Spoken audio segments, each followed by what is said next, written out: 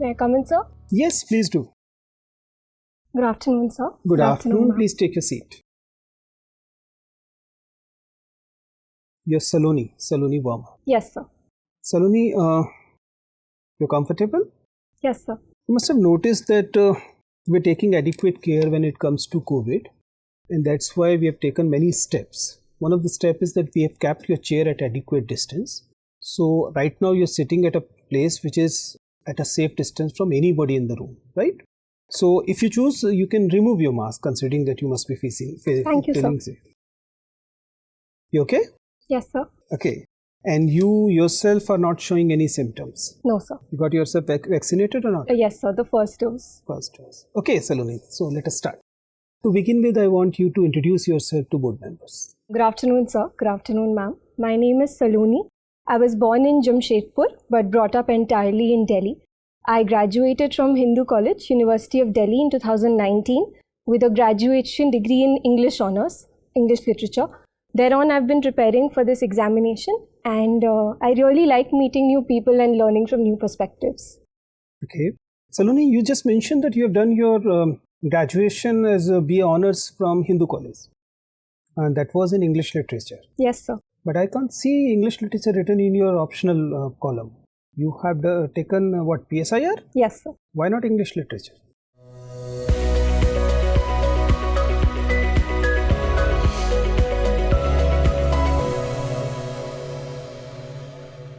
So there were two main reasons. One is that I studied political science as a generic elective for 2 semesters. It's an interesting subject. And when I started preparing for GS, IR seemed very interesting. So I thought it would be nice to learn a new subject by virtue of this examination. So that's why I chose PSIR. My question basically was, why not English Literature? You gave me answer, why PSIR? So I could have chosen English Literature too, but at that point, because I had studied literature for 3 years, I thought it might be nicer to choose a new discipline. Although literature is also a fantastic discipline, but I just wanted to try something And also, you completed your graduation in 2019? Yes, sir. You are pursuing your PG or not? No, sir. Why not? So I wanted to give my attempt in the civil services examination wholeheartedly. And for that reason, I was advised to give time to preparation full time. You mentioned that you're basically more or less a Delite, right? You consider Delhi as your home state. Yes, sir. Right. And you have studied all through your education is from Delhi. Even the school is from Delhi, right? Yes, sir. And I can see your address as Pandara Road. Yes. I've always wondered, I mean, it's been in the neighborhood, Shahjahan Road, Pandara Road. But I could never understand, what does this word mean? Why a road can be named as Pandara Road? It is actually amusing, sir, because originally it was the Pandava Road after the Mahabharata kingdom. But then when the Britishers came in, a clerk who was making the entries, he mistook V for R, and unfortunately that was never corrected. So we are stuck with Pandara Road as of now. But why even Pandava Road? I mean, I don't understand why a road, because it is situated in New Delhi, the Delhi that was the Lutyens' Delhi. So why would they name any road as Pandava Road? So from my knowledge of this, in the time of the Mahabharata, the Pandav's kingdom, Indraprasth, was in what we call modern day Delhi. So I believe one road was named after them to commemorate that rich history that we have. What are other Delhis we know historically?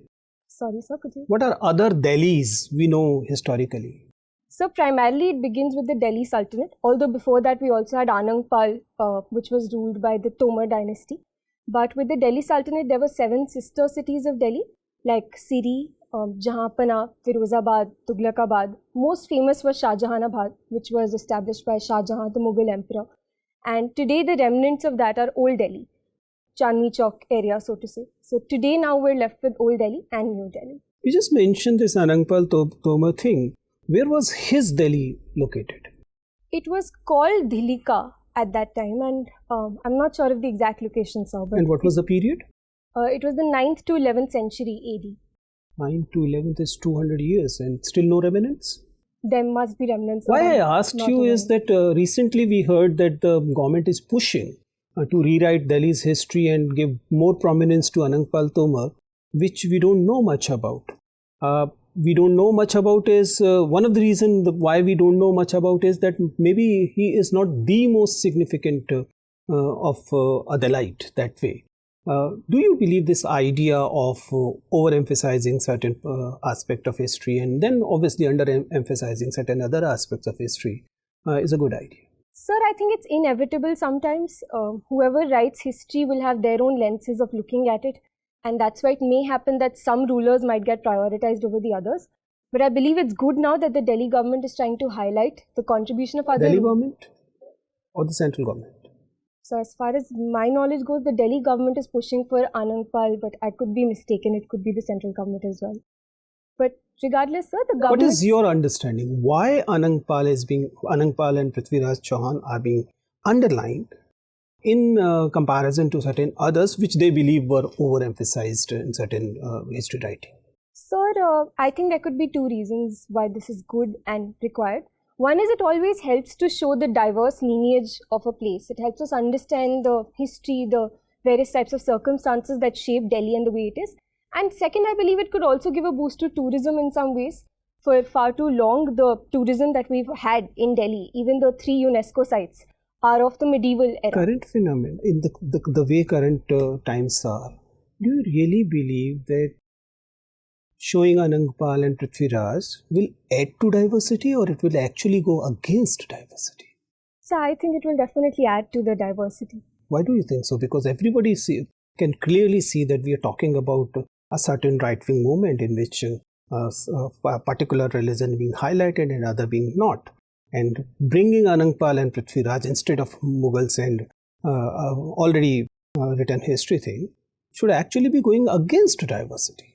So there will always be in any country many ideologies. So that being kept aside, I think the fact that we've already know enough about Mughals, it's not like we're trying to reduce their significance. We already have 2 or 3 World Heritage Sites which have to do with the Delhi Sultanate and the Mughals.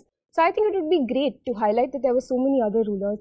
It is also pragmatically good, more tourism revenue. We could also become a World Heritage City. That's something we're bidding for. So I think the more the merrier, sir. Fine, thank you. So, thank you, sir. Saloni, we have 3 distinct notions of ownership of resources. One, individual or private ownership, another is state ownership, and a third kind is community ownership of resources. Sundarlal Bahuguna recently died. He, throughout his life, argued for and pressed for community ownership of natural resources, which a scholar received Nobel Prize for this kind of advocacy of community ownership. So nothing strikes the mind as of now. Sorry, she was sir. Elinor Ostrom. She received 2009 Nobel Prize.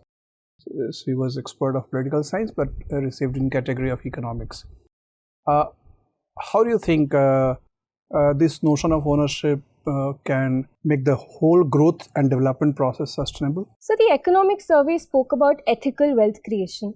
And I believe right now, especially today, we need our growth to be more holistic, to consider the environment, to consider social aspects of it. So I believe collective ownership helps because the more stakeholders we have, the more diverse perspectives we get. For example, one example of this is the CSR initiatives we have, where corporates are trying to diversify where they spend their money. So I think it will help, sir, in achieving the goals of sustainable development. But your state Jharkhand, most of the mines and ores which were owned by the local community tribals have been nationalized by the government first of all, and then handed over or leased out to private corporate entities. So in an indirect manner, it's a kind of colonial exploitation of resources with similar implications. We can say that it is being done by our independent government. But for the local community, the impact is same. So I think the government taking over the mines was an administrative necessity and still is. But I believe along with that, the district mineral funds which exist, those should be used in a much more judicious way to help the people. The Forest Rights Act. So I believe there are other legislations and policies which can offset the issues that may be created due to such ownership of the mines. So why the local people, they are upset with the entire policy of state for last 70-80 years? So because the benefits of these explorations have not trickled down adequately to the tribals and the poor people, I agree, sir. But we've also come a long way. Even Jharkhand, the multidimensional poverty index praised it for lifting so many millions of people out of poverty in the last 10 years. And yes, there is discontent which exists, but I think in a way that should motivate the governance to do better for the people, and I think we're trying to do that. So now many people are questioning universal franchise given to all the citizens of India. Do you think that it was a mistake by the constitution makers to provide voting right to all and sundry? Sir, if anything, I think it's the best thing the constitution makers did. In fact, I read somewhere it's one of the reasons why India's democracy did not suffer the fate of other countries where democracy collapsed. So I think it was a great step, sir. Feel that we should reduce voting age further from 18 to 16 years of age? Many countries have done it already. Yes, sir. So it could be looked into. I don't see an issue in that, but yes, it should be backed with some adequate research that 16-year-olds can you extend some arguments against universal franchise? Yes, sir. Several thinkers and philosophers have said that not everyone can have adequate knowledge of who the right person to vote is. Moreover, the fact that some people can be swayed by freebies and other such things which are provided to buy votes. So then the decision making should be restricted to people who have the so-called knowledge to understand. So I believe that could be one argument. And second could be we see there is a plebeianization of politics as it's called in India. So those two, sir, are the reasons I can think of right now. Do you feel that mobocracy is emerging due to this universal franchise? No, sir. I think quite the opposite because so there can never be a guarantee that few people can ever decide what's best for any country or a state. So I think the more people we have, the more diverse perspectives we will have. And I don't think there is a mobocracy, sir. I think we are mostly in a good path, sir. Are we a decent nation? Yes, sir, most definitely. Okay. The government has a very clearly declared policy that it will tax the rich citizens and transfer the resources to poor citizens. Do you think that this is an incentive for productive citizens, or is it an incentive to grow population without improving productivity? Yes, I think the fact that the 2011 population census was used for the Finance Commission grants, and that's why states with a higher population growth got more grants. Yes, I think this could be a disincentive for these states to reduce their population growth. And ideally, we should be looking at a more incentive-based, perhaps, disbursement of funds. But given that India is a socialist state, we believe in Is India a socialist state? As per the Constitution. Under which article of the Constitution of India? So as per the preamble of India, we are a socialist state. And the DPSPs also ensure that the state does... That is not enforceable in the code of law. I meant by socialist that there are welfare schemes that the government takes up in order to ensure that the That is in America also. There are many welfare schemes more powerful than in India. Yes, sir. Okay, continue. So yes, I do believe that some states might be disincentivized from reducing their population, like you rightly said. But I think given that the Indian state cares and it's about inclusive growth, so we cannot really shun our responsibility, so to say, and that's why we have to give grants to these states so they can grow. What measures should we take to stabilize population, which is growing, I think, in an uncontrolled manner? So I think there are two trends here. One is of states where population growth is uncontrolled, like in Bihar, UP, Jharkhand, very high TFR. Here I think a mass behavioral campaign, perhaps something as catchy as Rose Khao Ande, the campaign which ran for eggs. So mass behavioral change along with some incentives that can be given to people. And so for states which are seeing a lesser population growth, because that can also cause a demographic crisis, we need to promote the fact that creches at workplace or other benefits for women. Do you think voting right is an incentive to grow population? Sorry sir, could you please... Is voting right an incentive for many persons to grow their population so as to have more voting right in the family? I'm not sure, sir. From what I've read, I'm not sure, but it could be perhaps, but I'm not really sure. Thank you, Saloni. Thank you, sir. Saloni, you are from Delhi.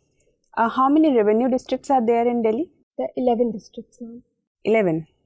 Yes, ma'am. Okay. What is sex ratio? 868. And IMR? 16. So why is sex ratio so less in Delhi especially after it's being the capital and educated lot? Why is it so? Ma'am, perhaps it just goes to show that literacy cannot guarantee a socially progressive mindset. I believe that. Second, ma'am, because Delhi is an affluent state, our per capita GDP is the second highest in the country. People have more access to sex-selective abortion methods, so that. And so, and ma'am, third, the reason could be that because Delhi also has a large migrant population, a lot of people who come into Delhi are coming for work, and that's mostly males who leave their states. So those could be a few reasons why I believe the sex ratio is less. Okay. Tell me 3 administrative challenges in Delhi. One is women's safety. Second, Administrative. Sorry, ma'am. One would be urban sprawl, uncontrolled urban growth that we see. Second would be that in terms of one nation, one ration card scheme that Delhi has not yet implemented, and the Supreme Court has recently asked Delhi to. So that would be the second. And ma'am, third would be the center and state relations, the new GNCTD Act which has come in. That is creating some sort of a challenge. I believe that. So Delhi should be given statehood? Ma'am, I don't think so. I don't think Delhi should be given statehood. Okay. So what are the roles and responsibilities of registrar of a court? Ma'am, whenever a case is assigned to a judge in the Supreme Court, there are many things which need to be done. First is assigning that case to the adequate label, like a criminal case, a civil case, a family case, so on and so forth.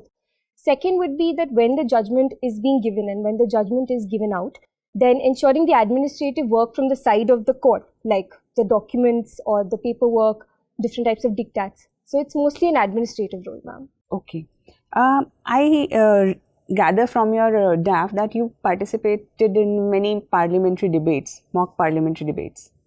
So nowadays parliamentary debates are based on ideological issues, or are they mostly on party lines? Mostly on party lines, ma'am. And I think on some issues we see ideological debates as well, but mostly on Can party you give me lines. some example? For example, when Article 370 was being discussed in the Parliament, I believe that was a little ideologically debated, while other issues like the GNCTD Act 2020 was debated more on party lines. So what is beneficial for our democracy? Ma'am, neither ideally. It should be issue-based, and what is in the merit for the people should be discussed. So ideally, I don't think either the ideology-based or a party-based is beneficial. Okay. So you also did work with Teach India. When education is the responsibility of state, then why is it that so many NGOs have to pitch in and fill in the gaps? Why? Ma'am, I think there are 2 ways of looking at this. One is that it points to a deficit in the delivery of education by the governments. Unfortunately, our governments have not been able to provide all the resources that are needed. But second, ma'am, I think it's good as well because these NGOs know the local demands of the people and they can augment the state's efforts so that more grassroots related change can happen. So I believe it's a symptom of certain deficiency, but it's also a good step in many ways. So what was your role in Teach India? Ma'am, I was an intern with the program for 3 months, 6 hours every week. We taught in an NGO and we taught 18 to 30-year-olds. So essentially English for employability, teaching them English which will help them get jobs, be it in BPOs, in restaurants, etc. And I was also the team leader of this intern group. So in Delhi? Yes, ma'am, in Delhi only. Okay. So let's take a case study. Your maid is getting beaten by her husband. This is a clear case of domestic violence, and yet she is not ready to make complaint. She comes to you for advice. So how will you convince her? Ma'am, in such cases, I think their hesitance to go to the police comes not just from their lack of awareness of law, but also their belief that the police might be apathetic, that the police might not listen. So in this case, I will first tell her that there is no point suffering this abuse. Her life is not going to get better anyway. And second, the fact that she works at my house means she can economically support herself. I'm sure she's working at other houses as well. So I would help her. I would go to the police station with her myself so that perhaps she has some confidence. I understand it might be daunting to go alone. And if she has apprehensions about how she will survive without her husband, then I will see where I can help, perhaps enroll her in some skill development course of the government. Those are the steps I would take, ma'am. Thank you. Thank you, ma'am. Saloni, recently it is seen that many controversies have been associated with the CJI, whether it is about Justice Ramanna or whether it is about Ranjan Gogoi. Since your father is working in Supreme Court of India and also being an informed citizen, how do you see this degradation of higher judiciary? So I think any institution will have certain flaws. And in this case, particularly because it's the age of the social media, these flaws have come to the fore and rightfully so. And I think these flaws are, if anything, the judiciary should and I believe is working on them to ensure that these gaps can be plugged. And I don't think this any way takes away from the fact that the judiciary has served India very well for the past 70 years and continues to do so, sir. Okay, what are the current challenges or major concerns before higher judiciary? So first would be transparency and accountability challenges. The collegium is often called out for not being accountable or transparent. Second would be on the caseload side, lots of pendencies, a lot of judicial vacancies also that. And so third, very recently a new type of challenge was flagged, which is inclusivity in the higher judiciary, the representation of women and other lower sections of society in the judiciary. Okay, you are from Delhi and must be aware about the Chandni Chowk. It is getting makeover. Do you know about the history of Chandni Chowk? Yes, sir. Please tell us something. So in the 17th century, when Shah Jahan decided to construct Shah Jahanabad as his capital, the Chandni Chowk area today was the center of it, in so to say. And his daughter particularly, I believe Shahnara, she decided on this area. It's called Chandni Chowk because at night time the water... Shahnara. Sorry to interrupt you. Shahnara. Sorry, Jahanara. I'm so sorry, sir. Okay. So in the night time when the water in the canals would reflect the moonlight, that's why it came to be called Chandni Chowk. And I believe since then it's been a center for retail in the heart of the city. Okay. What do you understand by doctrine of colorable legislation? Colorable legislation. Sorry, sir, I'm unable to recall right now. Okay. What are your weaknesses? Quite a few, sir. First, sir, I believe I do not have too much physical stamina. I'm trying to work on it. I get tired if I have to run or walk too much. Second, sir, I can procrastinate sometimes, and that sometimes causes an issue. I'm working on it by having a timetable and all of that. And third, sir, I've been told that I talk too much sometimes so that could be a weakness. Okay, I'm giving you a hypothetical situation you have to answer. Suppose you got selection and you are given a personal assistant and you have to choose one. One is male and other is female candidate. Both are equally competent. With whom would you like to go? Sir, while choosing a female, I would like to choose a female if in that organization women are not adequately represented. But if they are, then I would like to work with a male because I think it's important to break perceptions that perhaps women are not very good to work with, as good as male colleagues. So I would choose to work with a male just to promote that kind of an image. Okay. Thank you, Saloni. Thank you, sir. Saloni, you have written your email address as saloni.verma.czm, right? Yes, sir. Having gone through your detailed application form thoroughly, I can presume the CJM stands for Convent of Jesus and Mary, right? Yes, sir. It also struck my mind, given to your background with legal fraternity. It could be Chief Judicial Magistrate, I thought. So let me put a question to you. Do you know the difference between CJM and District Judge in terms of the charter of duty that both the offices perform? Sorry, sir, I'm not aware of it. Okay. You know something about the third judge's case? Yes, sir. The landmark judgment given in that case. What was that? So it came after the first and second judge's case. Primarily in the second judge's case, the collegium system was evolved. In the third judge's case, it was decided that the collegium will consist of the Chief Justice of India and 4 senior-most judges of the Supreme Court. And that the executive, while consulting the collegium, has to agree with the recommendation of the collegium. You have mentioned about first, second and third judge's case, right? Can you please tell me in which case the concept that consultation will mean concurrence insofar as acceptance of recommendation for the purpose of transferring a judge from one high court to another, or elevation of a judge from high court to Supreme Court, or appointment of judges in high court and Supreme Court were concerned? So in the second judge's case. In the second judge's case, right. Now tell me one thing, Saloni. Of late we have seen a trend gaining currency these days that many retired seasoned bureaucrats are coming in the public domain with startling revelations about their tenure, especially mentioning about the course of corruption, nepotism, favoritism at the time they were at the helm of affairs, right? How do you see this development when they were experiencing such things in their tenure, they kept silent. When they have hanged their boots, now they are coming in the open. What does it speak about their professional ethical behavior? So this is from my understanding of the issue, that while in service, there is a code of conduct which binds civil servants. And I think with adherence to that code of conduct, then if there are issues in the organization, the route to address those is through interdepartmental procedures, and I believe there's a hierarchy there. So that is why in service it would not be prudent, sir, for them to come out in the public and then raise such allegations.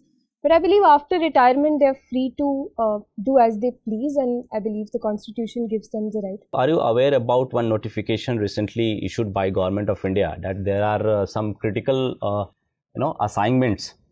If you have served in those assignments in your service tenure, even if after you have retired and you are on pension and you are coming in open and divulging certain things which may, in the opinion of Government of India, is prejudicial to the interest of the organization, it will have a bearing on your pension. Do you think it is right? Are you aware about this development? Yes, sir. Circular came very recently. So I think given that this circular applies to extremely high sensitive security organizations like the IB and RAW, so on and so forth, I think it's fair, sir, because it does not ban these officers from writing on these issues. However, it does place a clause that if very highly sensitive details are revealed, that would be improper because it's a case of national security. So. Okay, you have opted for political science as your optional, right? Let me ask some questions from Indian polity. Now, you must be aware about the latest development that took place in Uttarakhand. Can you please tell me which article of the Constitution has a direct bearing on what exactly happened yesterday in Uttarakhand? Article 164. What does that say? That a chief minister elect has to get elected to the state legislature within 6 months, and if that cannot happen, they have to step down. And in this case, the elections for the Uttarakhand CM were being stalled because of the COVID issue. And I guess there are 2 vacancies in Uttarakhand Legislative Assembly. Why can't the outgoing chief minister stand, as a contestant from those seats? I'm not sure if you're not aware about this. Tell me one thing. You know about Article 311 of Indian Constitution? Yes, sir. What kind of safeguards have been provided under this Constitution to civil servants? Article 311 concerns with the dismissal and removal of civil servants. And as such, there are 2 safeguards. One is that a civil servant cannot be removed from his post by an authority lower than the one which appointed him or her. And second, that the civil servant has a right to present his or her side of the issue. A fair hearing will be given to the civil servant. But yes, these 2 conditions can be waived off as well. Okay, my last question to you. In the recent past, especially in the COVID times, it has been seen that India is trying to develop good relationship with Taiwan. Do you personally think, as a student of political science and international relations, that if we augment the diplomatic channels with Taiwan, we will be to certain extent be able to offset the growing impact and competitive behavior of China?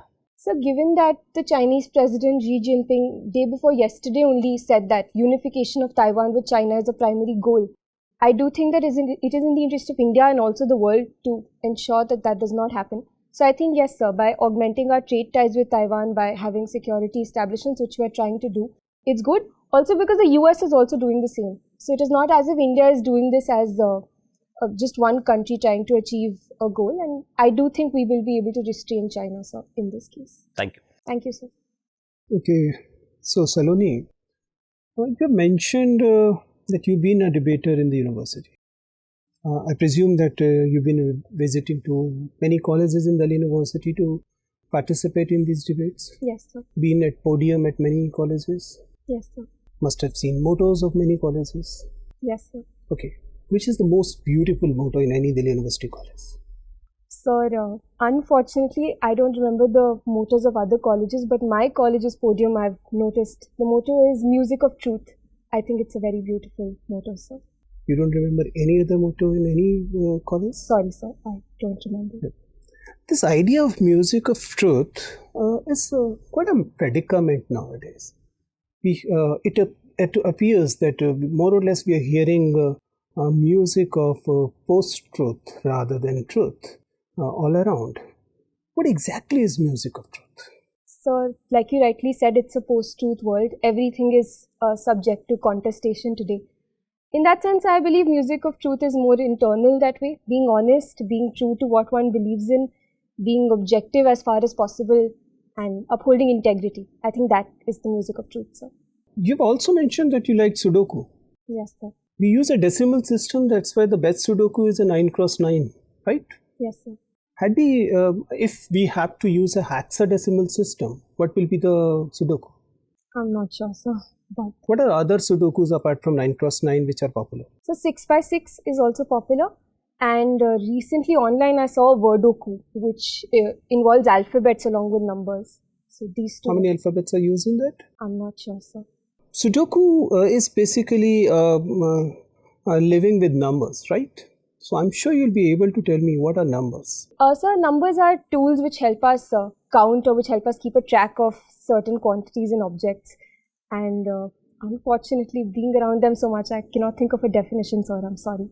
If you choose to become a number, a digit, which will it be? So 8. Why? So I've always liked the symmetry of 8. You can cut it exactly in half. 0 is more symmetrical. Yes, sir, but then with 0, in some situations it might not have a value on its own. But 8 will always have a value, and the fact that it's so perfectly symmetrical means it's balanced. I like the number, sir. Fine, Saloni, it was nice talking to you. Your interview is over. If you want to ask anything from us, you're welcome. Otherwise, you can go. Thank you so much, sir. Thank you, ma'am.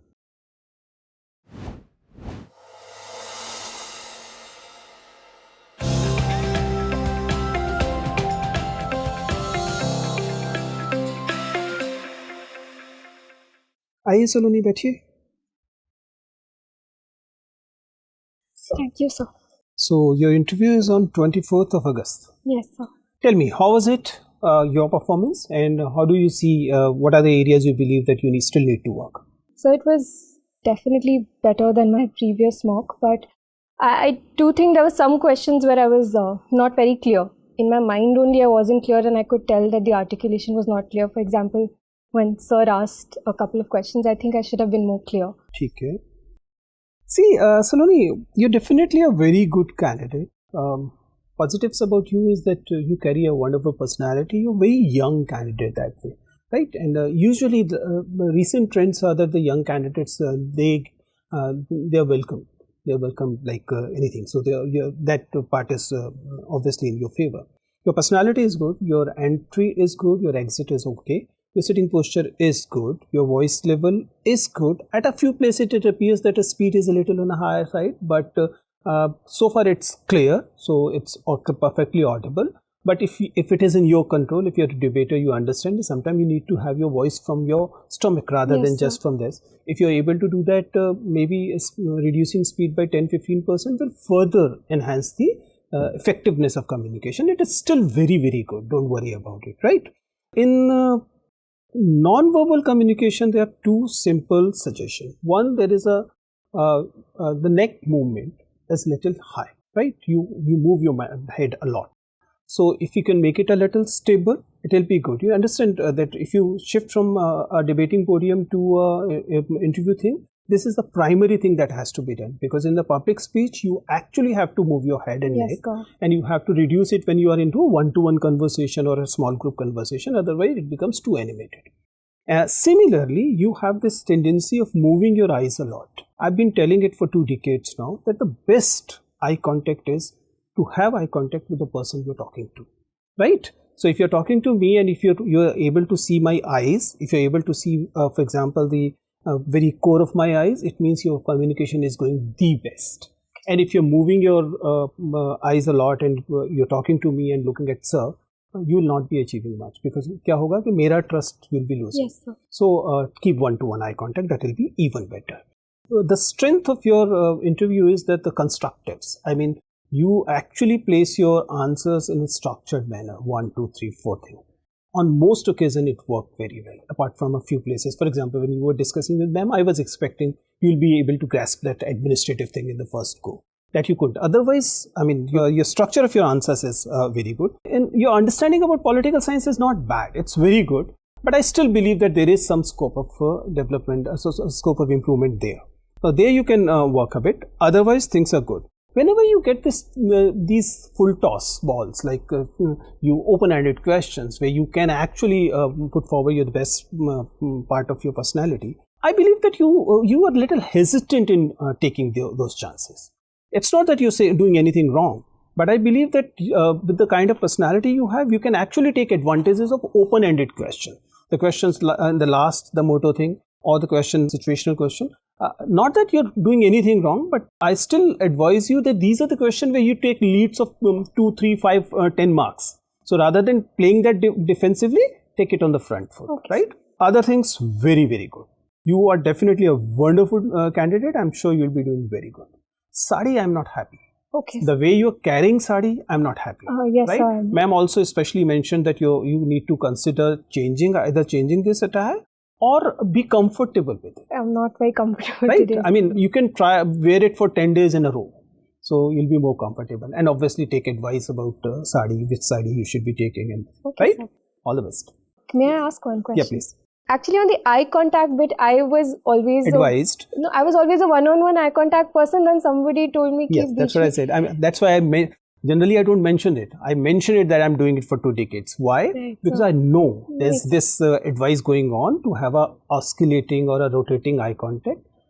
I tell you, I've taken around 3,000 interviews, and I've not met a single candidate who's able to do it as efficiently. There were a couple of students who were able to do it well, but best eye contact is if you're talking to me, looking in my eyes, you'll have a trust building. Yes. Yes, having a glance here and there will not affect. Yes, sir. But having a rotating eye contact is not a good idea. Yes. Right? And sir, on the open-ended questions bit, actually, I get a little, like you said, defensive because I talk a lot in general. I'm worried that I might give too much fodder, and I've been warned that if you give too much fodder, then there'll be too much cross-questioning. So it's a little, for example, when ma'am was asking about ideology and party debates, I was thinking if I should mention those examples or not, which I did. I mentioned 370 and NCT, very contested examples. So I'm not sure if See, when I said that you can better utilize these opportunities, is that why? See, you need to understand why the questions are asked. Questions are asked to find those fault areas where your personality can be evaluated. So, what is the idea of open-ended question? Idea of open-ended question is to check your either the creativity or the originality, right? So, if you're coming out with creative answers, which is definitely possible, but you actually did in this motto thing. It's not that you're not doing it. But I still believe the kind of caliber you have, you can do it a little better. That's what my idea is, right? All the best. Thank you so much, sir. Thank you, ma'am. Thank you.